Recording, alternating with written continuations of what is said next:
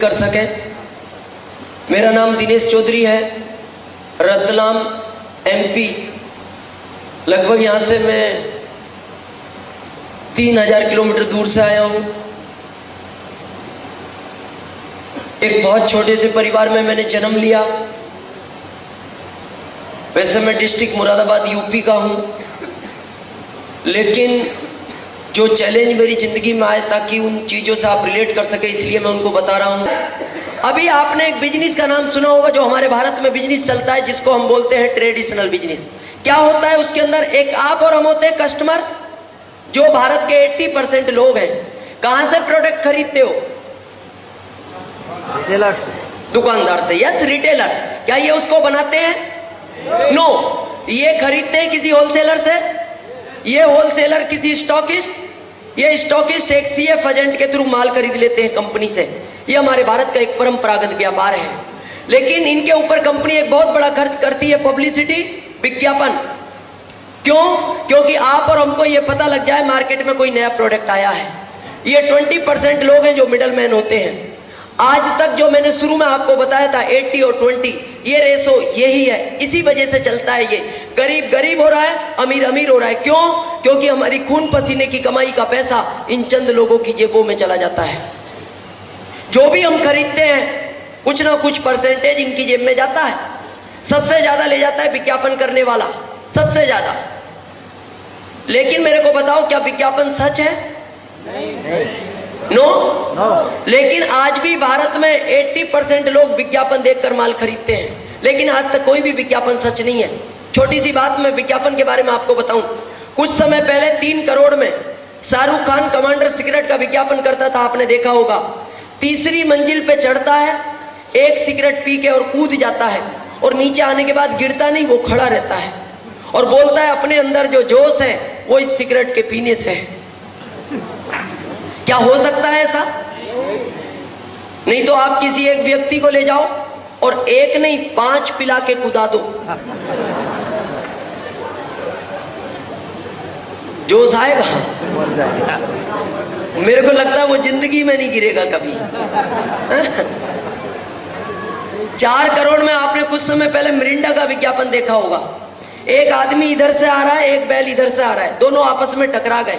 जब दोनों आपस में टकराए तो जब आदमी बैल से टकराएगा तो आदमी 5 फीट दूर गिरा, वापस खड़ा हुआ, एक दुकान पे गया, मिरिंडा ली और पी ली, वापस आया, फिर बैल से टकराया तो फिर बैल 5 फीट दूर गिरा।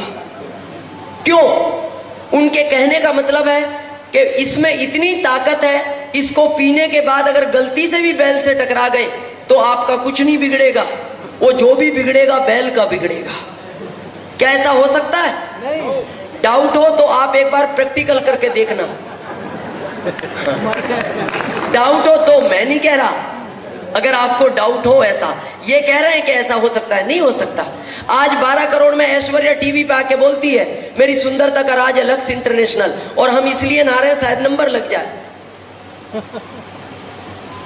कितने लोगों को विश्वास है लक्स के नहाने से आदमी गोरा हो सकता है किसी को? मैच देखते हो? मैच अगर लक्स के नहाने से कोई गोरा होता है, ये साबुन आज सबसे ज्यादा वेस्ट इंडीज और साउथ अफ्रीका में बिकता, जहां पूरे के पूरे देश ब्लैक एंड व्हाइट है, वहां कलर्ड नाम का कुछ नहीं मिलता और वहां कोई खरीदने को तैयार नहीं। और दोस्त, यही कारण रहा, आज जो भी प्रोडक्ट हम 100 में खरीदते हैं, कंपनी में 50 रुपए की लागत में बनता है, 9 रुपए कंपनी का प्रॉफिट होता है, 59 में चीज बनती है और कितने में मिलती है? 100 में। और बीच का 41 कहां चला जाता है? इनके पास। क्या ये क्वालिटी में कोई सुधार करते हैं? बिगाड़ने का पूरा अधिकार है, और ये झूठ बोलने का करोड़ों रुपए ले जा रहे हैं। और दोस्त, ये बात आज तक हमारे समझ में नहीं आई, लेकिन ये बात आज के 55 साल पहले अमेरिका के अर्थशास्त्री समझे। उन्होंने कहा इन बीच वाले लोगों को बीच में से हटा दो, क्योंकि ये क्वालिटी में कोई सुधार नहीं करते, इनको बिगाड़ने का पूरा अधिकार है, कोई सुधार नहीं करते। तो वहां की गवर्नमेंट ने कहा फिर इस जनता को माल कौन देगा? कंपनी ने कहा आप इसकी चिंता मत करो, मैं इसको डायरेक्ट माल दे सकती हूं, माल ओरिजिनल मिलेगा क्योंकि डायरेक्ट मिलेगा। बोले इसका क्या करें, ये बच गया तो वहां के अर्थशास्त्रियों ने कहा ये पैसा इसी को वापस कर दो, ये इसी के खून पसीने की कमाई का पैसा है, और इसी बिजनेस का नाम रखा गया DSM, डायरेक्ट सेलिंग मेथड। मेरे को एक चीज बताओ, कंपनी डायरेक्ट माल दे और बीच का 41 वापस आए और माल ओरिजिनल मिले तो कुछ टेंशन है क्या? नो? बताओ, इतनी सी बात बताने के लिए मेरे को रतलाम से बुलाया गया? ये भी तो बता सकते थे जिन्होंने आज आपको इनवाइट किया। लेकिन पता है मेरे को क्यों बुलाया गया है? प्राकृतिक का नियम है, आदमी का नेचर है, अपने वाला अपने वाले से कभी नहीं समझता और ना समझेगा, कभी नहीं समझता ना समझेगा। आप अपने सगे भाई को कितना भी समझाओ वो आपसे नहीं समझेगा, पड़ोसी से मिला दो 3 मिनट में समझा देगा। नियम है ये, अपने वाला अपने वाले से कभी नहीं समझता। यहाँ टीचर है, कोई टीचर हाथ खड़ा करेंगे? टीचर, जो भी टीचर हो प्लीज एक बार हाथ खड़ा करें। Thank you. आप इनसे पूछ लेना, इनका बच्चा इनसे नहीं पढ़ता। नहीं पढ़ता। ये क्लास में एक साथ 100 लड़कों को पढ़ाते होंगे, लेकिन इनका इनसे नहीं पढ़ता, क्योंकि अपने वाले के कभी बात समझ में नहीं आती, उसे तीसरे के पास भेजना पड़ता है। आज आप RCM की बात करते हो तो लोग आपको बोलते हैं क्या गारंटी है RCM से अमीर बन जाएंगे? आता है ये प्रश्न? क्या गारंटी है RCM से अमीर बन जाएंगे?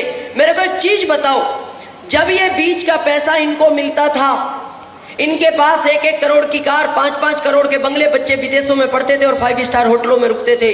जब यही पैसा आप और हमको मिलेगा, क्या वो सारी ताकतें आप और हमको नहीं मिल सकती? मिल सकती हैं, क्यों नहीं मिलेंगी? लेकिन काम करना पड़ेगा। जो पहले बीच वाले करते थे वो अब हमें करना पड़ेगा।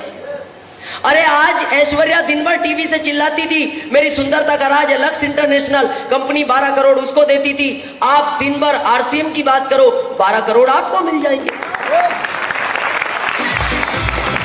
लेकिन बताना पड़ेगा। पर बहुत सारे दोस्तों में संकोच होता है, संकोच। हम कैसे बताएंगे?